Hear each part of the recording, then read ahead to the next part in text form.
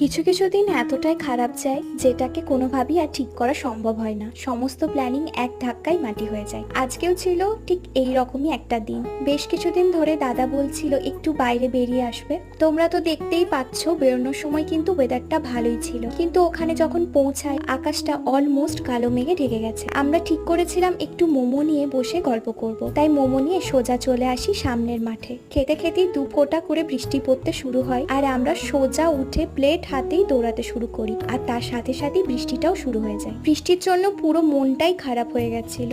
আমরা প্রায় 1 ঘন্টার বেশি এইভাবে দাঁড়িয়ে থাকি। যে দোকানে দাঁড়িয়েছিলাম সেখানেই গরম গজা বিক্রি হচ্ছিল। সেই সুযোগে আমরাও একটু ট্রাই করি, যেটা খেয়ে একটু মনটা ভালো হয়ে যায়। তারপর বৃষ্টিটা ছাড়ে আর আমরাও বাড়ি চলে আসি। সব দিন হয়তো ভালো যায় না, কিন্তু সব খারাপের মধ্যে ভালো জিনিসটা খুঁজে নিতে হয়। ওই যে বলে না, যার শেষ ভালো তার সব ভালো। And that's it for today guys. ভিডিওটা ভালো লাগলে একটা লাইক করে দিও।